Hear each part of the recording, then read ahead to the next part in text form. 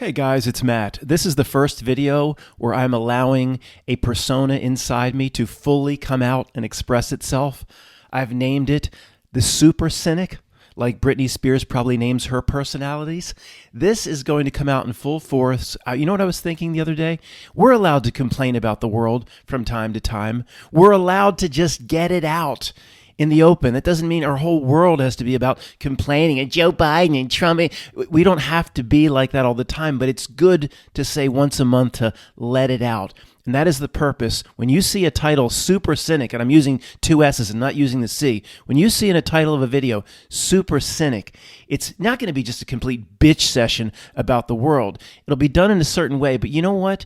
We're allowed to complain from time to time, and I'm just the guy to do it. I'm an epic complainer. For my high school superlatives, Upper Marion Area High School in King of Prussia, Pennsylvania, class of 1988, you're looking at him right here, Jack Burton, me, biggest complainer, the high school superlatives. You know, most likely to succeed, prettiest couple. Now they don't have that anymore, I'm sure, because they're all racist and they're not inclusive. I'm sure the superlatives don't even exist. Right there, I'll show it to you. Biggest complainer, Matt McKinley. It's the only one I wanted. I was like, yes. And believe it or not, I was told I finished in the top 3 for nicest hair for a man. Top 3. Almost got nicest hair and biggest complainer. Boy, that wouldn't last long. Right after I graduated Penn State, it started to fall out in gigantic clumps like I lived right next to a nuclear reactor or something. But I don't give a crap. I'm so glad I don't have hair. I hate hair. I shave my body down for ticks, like I said. Sorry. So SuperSynic, we're allowed to get it out once a month. And I'm just the guy to help you do it. But first, some of you may be asking, how could I possibly have gotten biggest complainer of my high school class? Have I told this story before?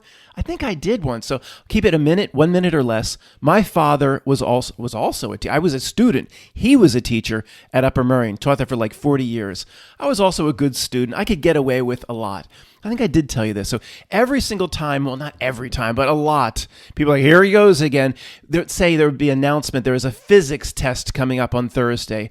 Every time, Matt in the back of the class, oh, come on. No, half the people in this class have 2 other tests on Thursday. Not Thursday. Push it back. No, come on, I think his name was Mr. Tyson. Come on. Complain about whatever the teacher said in assignment. Here he goes again. I found myself complaining. You want that by the end of the week? We can't. We have half the people here. We don't got no internet. We got to go to the library. There was a complaint about, and I guess sometimes I might have been successful in having the teacher change it. That's why the rest of the class put up with it. Well, that's how it came to be. And one quick thing before we get into the SuperSynic complaints about the state of affairs in society, culture, reality, politics, etc. Let me just tell you how the SuperSynic thinks. Matt, why are you talking about a personality of yours in the third person? I know that's a little strange. Let me tell you how the SuperSynic thinks. We'll use the example of menus. This is how this part of me thinks. Somebody in a restaurant goes to, or at a Denny's or whatever, goes to hand me a menu, and I want to withdraw back. I don't want to touch it. And can you just put the menu down in front of me, please? I'm not a germaphobe, but just think about all the disgusting things that have happened to that menu before you're about to eat. The sneezes, the coughs, Uncle Ralph. Mothers that had just changed dirty diapers, touching the menu that you're going to get next. Little kids just picking at the stuff between their toes. Babies with their feet exposed, just picking at their toes, and who knows where their hands have been. They're touching the menu. Then the person, you think they wash it at Denny's? You think, oh, let's sanitize the menus. They don't get washed for years. Think about it. Think about it, man. This is the way the SuperSynic thinks. You shouldn't think like this because you'll go insane. I've told you this story. Let me give you one other example as how the SuperSynic thinks.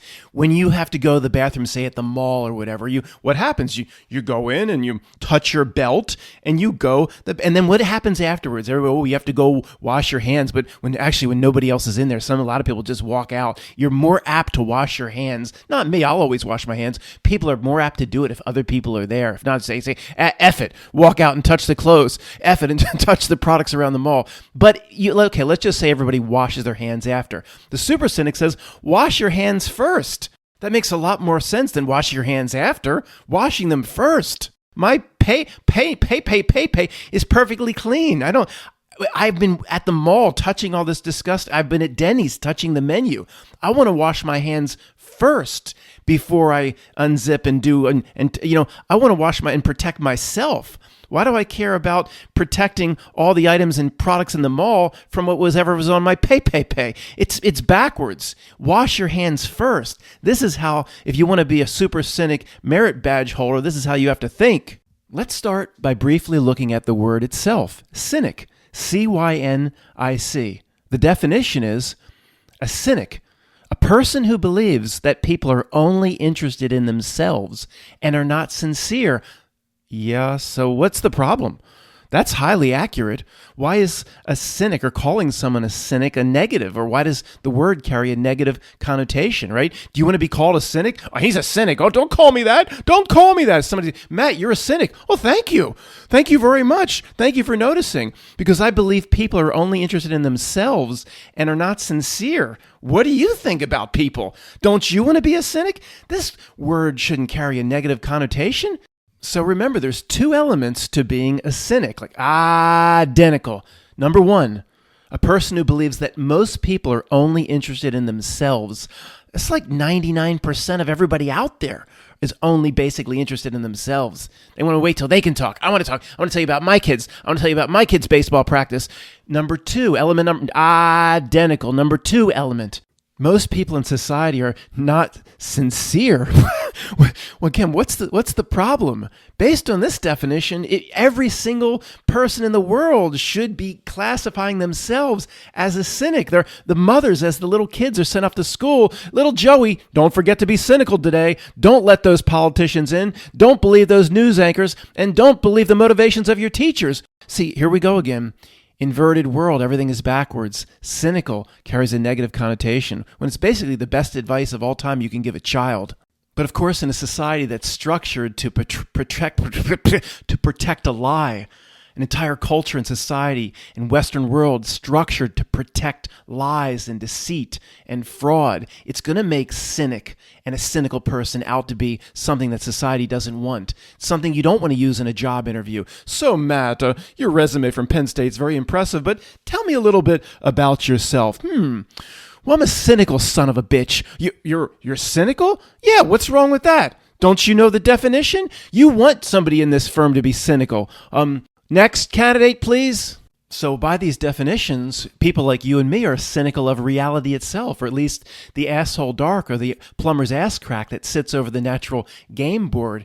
Is it only interested in itself and providing energy for itself and getting the population to produce the emotions that it feeds upon? Of course, it's completely self-serving, and it's not sincere.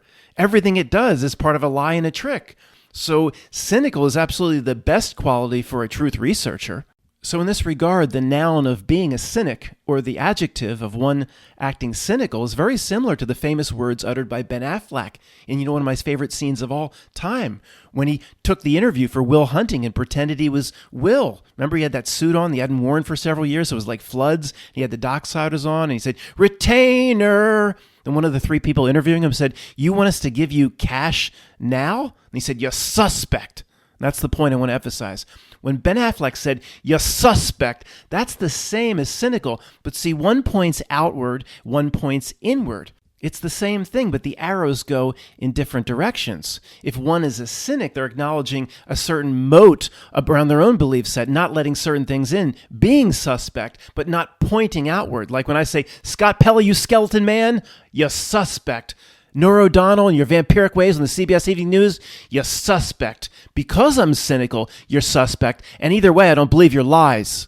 So to summarize the use of the definition for anybody new, a truth researcher that graduates, say, beyond the 5th grade, say Billy Madison, say like almost halfway through, we're cynical of the entire Western world. We're even beyond that. Go up the org chart.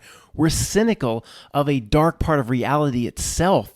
It serves itself and is never sincere. The only way to see through the trick is to literally apply the word cynic to everything. Now that sounds pretty harsh and pretty terrible, and it is if you stay in that bog. That's when you emerge and you leave it behind to part 2, the self-work. And in this regard, in examining those squarely on the ship of fools, the irony and hypocrisy comes out yet again in terms of the politicians, even those in the ship of fools, whether they've been trained to parrot these sorts of things or they actually believe them. In terms of the politicians and the congressmen and the senators, they're going to yell, "I'm cynical." They're going to yell, "You're suspect." Lies and deceit and corruption. They're going to say it all, mostly complaining about the other side, never wanting to acknowledge that their side does those things, but deep down probably knowing. Either way, they'll probably acknowledge, if you really squeeze it out of them, that the entire political class is just a bunch of corrupt assholes. So yes, the right to be cynical. Yet in terms of everything else that society presents, somehow they bow down before it and believe it. What comes on the evening news, what happened at the mall, what happened at the school, what NASA is up to, what's happening in Russia, Ukraine. They're not cynical at all of that. So you could say to these people, let me get this straight. You admit that you're suspect and you're cynical of this political class, and they lie, right? And they're corrupt, right? And you don't buy what this politician is saying, and they'll say anything to get elected. You pretty much believe that. Oh yeah, I'm tired of these damn politicians. That's why they have a lower approval rating than elephant ball soup. Okay, you just trust them, right? Yeah. But see, that class, the president, the senators, the congressmen, see, you acknowledge they run everything. They're in control of this place, right? They set the laws and the statutes and the ordinance and the code and the regulation. You acknowledge you're suspect of them, but they run everything, right? Oh, yeah. Unfortunately, these corrupt people run everything. So these people, everybody under them, you trust, ship of fools people, the news anchors, and the people on top are all corrupt, but those underneath, you believe them. You bow down to the stories on the news and what NASA prevents. Yeah, that's a Freudian slip. And what's told to you by the National Geographic magazine, and over here, what's on the BBC and what's on PBS and all those wonderful programs like Nova. You believe. You're not suspect or cynical at all for that. No, why would I be? Because you just acknowledge the people at the very top are all liars. So wouldn't that trickle down to those below? They don't understand that. With the ship of fools, it's nothing but hypocrisy and irony. If you look at the number of laws at the federal level, down through the state level, local and city, county level, etc., it's in the tens of millions of laws or codes or ordinances or lines of regulation. Or there's insulation I came across the other day. It's a piece of green piece of shit foam, and it said not this and that, but it says special approval given by the state of California. Well, we're used to that, but it also said approvals from Miami-Dade County in Florida, this and that. So to sell its insulation, it had to not only get approval from Florida as a state separate, it had to get a special certification from Miami-Dade County. Yes, Florida can be a liberal legal hellhole, folks, almost as bad as Massachusetts and California. The point is, tens of millions of lines of law, statute, code, and ordinance from the federal, state, local, down through the county level. If you read it all, tens of millions of lines. Can anybody remember a specific law where you really got excited and said, wow, that's wonderful. That really benefits me and my family? Go ahead. I'll give you a minute. Anybody remember a law where you jumped up and said, wow, that's great for me and my family? Maybe it never happened. Oh, you got some tax cuts. So when Ronald Reagan came in, he brought the top tax tier. Oh, yeah, that's a wonderful benefit. You got to keep your own money. I forgot. I'll take this whole video down and end the channel. You got to keep a little bit of your own money. Is that the wonderful benefit I'm talking about? Nobody can think of all these tens of millions of lines of laws and codes. Nobody can say that really benefited me and my. Well, maybe it happened once or twice. Okay, I shouldn't use such a broad brush. But why can't they throw us a bone? Not Milk. You're listening to me in real time. You're taking the transcript in real time to the Ministry of Information. We want a law that definitely benefits us. And I don't know, thinking on the fly, I want a menu law. Let's go back to the menus. I want a law that says these menus need to be washed once a week, and the restaurants have to purchase special menu washing machines. I want the feces wiped off. I want the boogies wiped off. I want the menus washed at least once a week. Now, I'm not thrilled that there's going to be more of an expense, so my damn egg roll went from $8 to $8.50 because they got to install new equipment. But at least I could know when I'm handed the menu, it's not going to have feces particles or boogies. And I would like that. Okay, even if my egg roll gets more expensive. I want a law, not Milk, if you're listening to me. Throw us a bone. Give us something that benefits us once in a while, you damn son of a beach. Sorry. I'm seeing here in Pennsylvania, even though it's considered a technically blue state, the liberal asshole concentration is the big cities, mostly of Pittsburgh and Philadelphia. In between is very red. It's very shotgun shack and shotgun rack in the back of your pickup truck. I'm seeing a preponderance of pickup trucks with the American flags welded into the back. Now, I'm not seeing the Trump flags for some reason. I'm not seeing this a lot, but I've seen an uptick in the last month of every so many days I'll see somebody flying a flag, and every once in a while a gigantic flag, and it's so big you'd think it would have to be welded in some way to the back bed. Now I have no idea what this is about, but I don't watch the news or anything. It has to be some sort of Trump unity. Right? I mean, I'll look to your comments. But why don't they just fly gigantic Trump flags with the American flag? I rarely see the Trump flag. I don't know. I don't think the people with the giant shotgun rack in the back of the pickup truck fear confrontation. They want that sort of confrontation. I don't. It's just weird. Of course, it has to be related to Trump, but I don't truly understand it. I know it's related to Trump without even spending a second investigating it. But then why don't they just put Trump, what's that other clown's name? Vance. Put the American flag, then put the Trump Vance flag back. It's just strange. And the first time it was Trump Pence, so it's trumpets. Now it's Trump Vance. It's a little strange how similar sounding that is. Trump Pence, Trump Vance, Pence Vance. It's just weird. What's this guy Vance with his? He had some sort of book or something. I don't know. Don't even put it in the comments. And then it was made into a documentary. I mean, who could possibly, amongst our friends and family, how stupid are the people around us that believe in all this nonsense? I mean, it is melted down into the ridiculous. Again, if a space alien showed up and just popped its spaceship out from behind the moon and looked down, and this couldn't possibly be real. We came across some sort of thespian planet. Not if it was then they'd be interested. This is a thespian planet down here. The entire planet Earth is some sort of Juilliard. Let's get the fuck out of here. Sorry. Let's talk about this.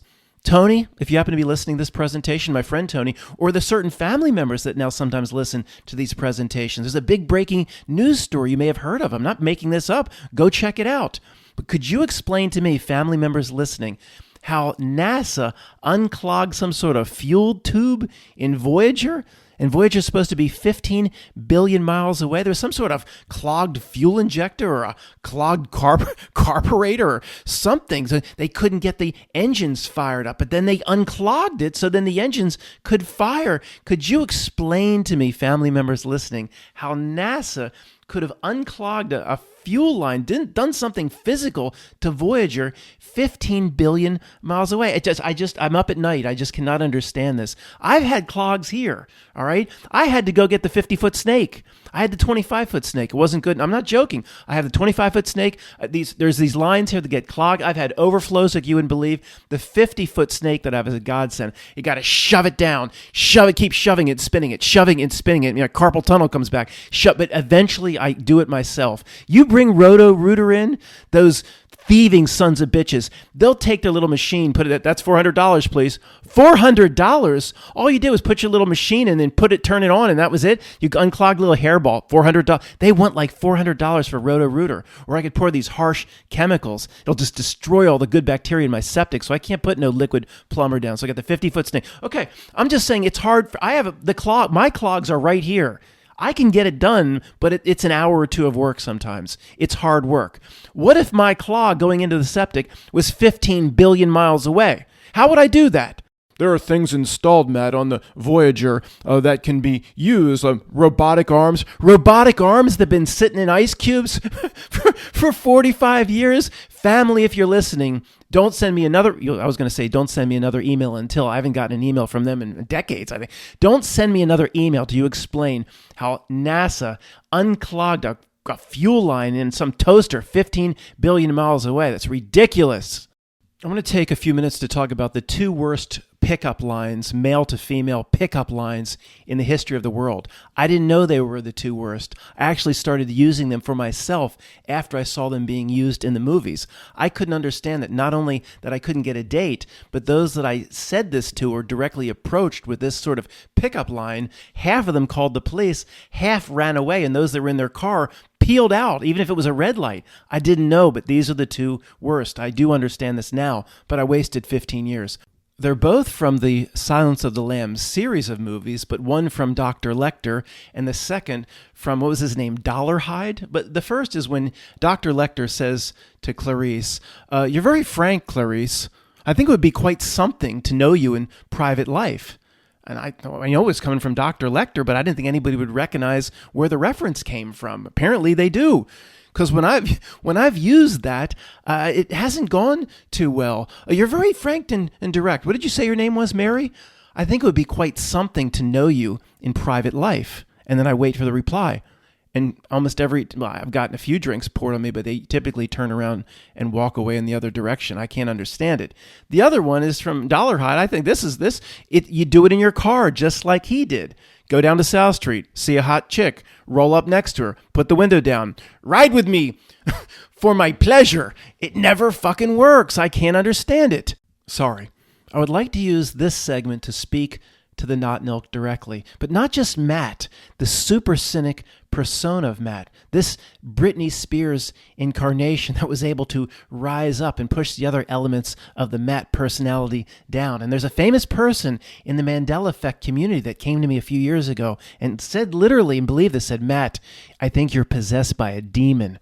And this is about the best evidence of all time that she's right, because the SuperSynic persona comes up like a demon and the other aspects of Matt go down. But the SuperSynic persona that's speaking now wants to speak directly to the Not Nilk, and not just typically the transcript that's uploaded in real time to the Ministry of Information. I want it to go farther. I want it to go directly to Not Nilk. No, I'm not going to ask it for Not Nilk Free Zone again. Matt does. The other personas of Matt do that all the time. They complain, these other elements of Matt. I want Not Nilk Free Zone. I want to be left alone. I don't want radioactive bombardment. That's not what the SuperSynic persona asks for. Let the other Matt ask for that nonsense. The SuperSynic aspect of Matt is going to tempt the Not Nilk in this segment to do something utterly spectacular with the Trump sentencing. Come on, man. You know you want to do it. You want to test that ship of fools to see how dumb and degenerate they really are. Go the whole way, man. Come on, man. You can do it. Trump sentencing. We all know Trump's going to be president. Okay, we understand that script's already written. Okay.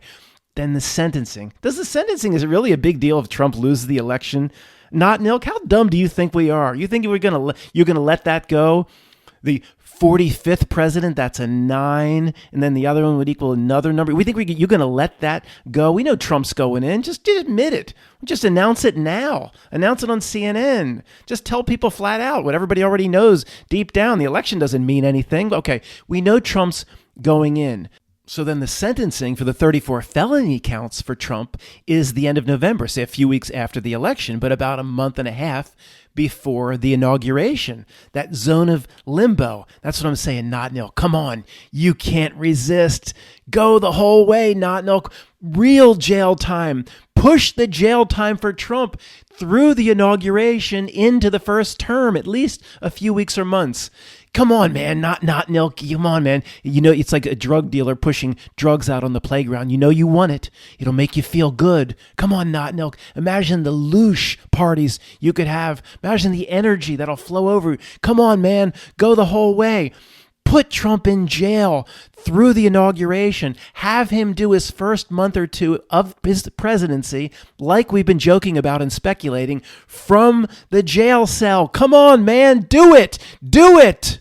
Matt, I'm new here. You're talking about this like it's some sort of a script that, if not already planned out, can be changed week to week or changed on the fly, but with the events as they're going to happen determined by the script that's being written now. I mean, won't it be the judge that decides on Trump's sentencing based on his own or her own experience and you could say bias?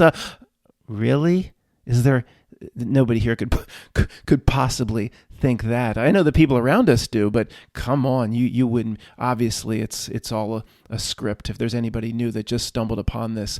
But see, what we've been talking about recently is different than the way we've talked about it in the past. The past, it seemed to be a script that was laid out decades or 50 years in advance, and it seems like they had to stick to it. Whatever Albert Pike said went. They kind of had to stick to it. Now it seems like with their AI tools, they're willing to adjust the script, it seems. They're willing to make changes on the fly. And although the script regarding Trump has probably been set in stone for a long time, I'm asking the not milk to go for it. Come on, man. Grow some balls. Hold on, guys. So there's some sort of text scrolling across my iMac right over top the program that I'm using. This attention octong, this is the not milk. More than anything, Matt, we would love to put Trump in jail for as long as possible. It would bring us a louche sandwich greater than anything we've ever experienced. But our analytical studies show that we don't think we can push his jail time through the inauguration because it's possible people could actually wake up to our lies, deception, deceit, and ruse. Your cunning attempt to trick us. Not milk. I can see your text in real time. You can hear me in real time. I say, let's just finally go for it. Don't you finally want to put the ultimate test out to see how dumb and degenerate those in the ship of fools actually are? Let's just get it over with. Aren't you concerned with people like me just constantly making fun of you? And the text is coming up again. No, we are not concerned with your petty presentations. I can understand why it wouldn't be terribly concerned with me. But that doesn't mean I can't tempt you right now, not milk. Listen to me in real time. Come on, man. Go for it. No, not just a few months of jail that pushes past the inauguration, where they have to push the Resolute desk into a cell like we've talked about for a few weeks. Go the whole way, not milk. That's nothing. Don't pussy out. Put him in jail for his entire first term, all 4 years from a jail cell. That's what you should do, not milk. Think of the Subway louche sandwiches that the American people will serve up to you. If you think that's going too far, here's a compromise. Listen to me very carefully.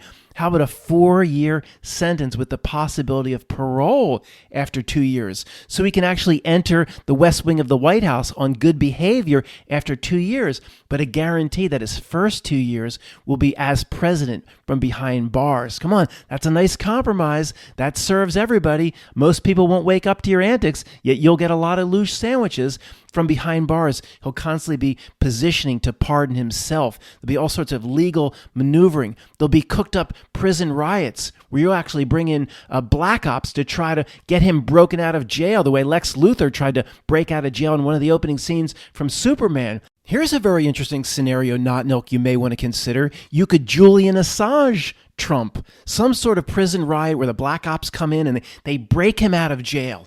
Okay, but he's now a wanted fugitive. His jail time will be even more if he's caught. But you somehow get him in to the Oval Office or the West Wing. Where did Julian Assange, where was he held up? The Ecuador embassy or something. You basically make the White House the Ecuador embassy. Maybe you legally turn it over to the Russians. Could there be a legal maneuvering of sorts that turns the grounds of the White House over to a foreign country of sorts? It may be the Chinese, but see, then you'll have a power battle where maybe the Secret Service will be protecting him. He can't even put his head out of the White House. Just remember, Julian Assange couldn't poke his head out of the Ecuador embassy. And all the local sheriffs and all the local authorities will be surrounding the White House with megaphones. Mr. Trump, Mr. President, come back to jail. Mr. Trump, this isn't good for you. Turn yourself in. And he could be held up, but still conducting U.S. business. I mean, not milk, go the whole way. If I could come up with these incredibly wonderful scenarios from the comfort of my own little room here, what could you come up with your stupid-ass think tanks like the Rand Corporation and Tavistock? I want to see the full power of your absurd creativity on display with the Trump sentencing. Now get to work. With all the different possibilities as to how the not milk can serve itself, there's the word cynical again in terms of how the storyboard plays out. Does anybody listening to me think the not milk's just going to let this one go? Which is what would happen if the sentencing occurs towards the end of November and he just gets probation.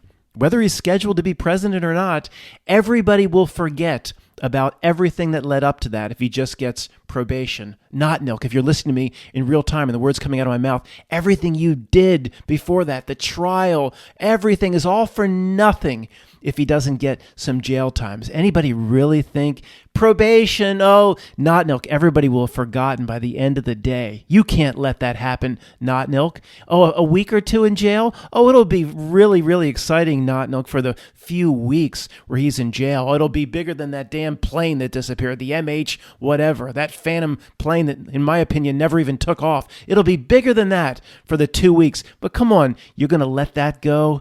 It's like eating a lion that's starving, eating a juicy steak for 2 weeks in a row, and then the steak just goes away and it's replaced with a rice cake. You're going to let that go, Not Nilk? Just do it one last time.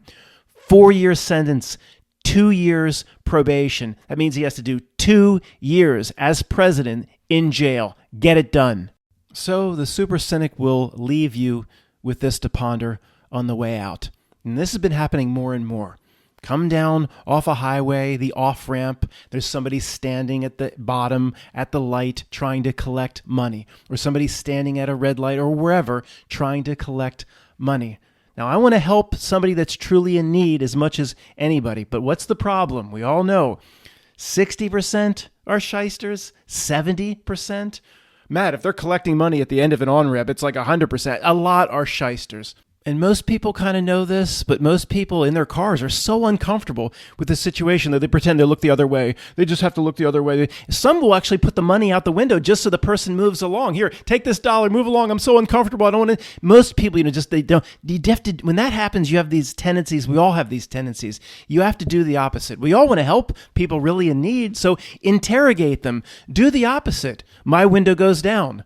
Look them right in the eye.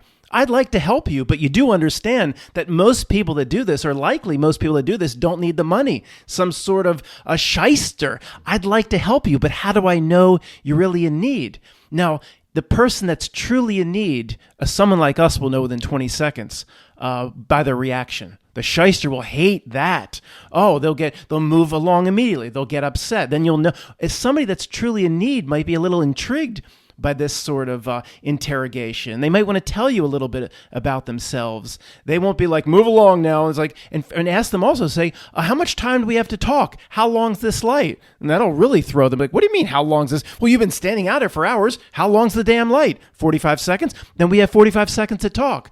If I think a real person in need would want to engage, at least to a degree, we'll be able to tell instantly whether they're a shyster or not. Just look them right in the eye and say, I'd like to help you, but I need to know you're legitimate. Think of this like an elevator pitch. Here's my dollar. You want it? I mean, I don't know what else to do. But don't do what most people do. Just look the other way. Oh, here, put the $5 bill out. No, move along to another car.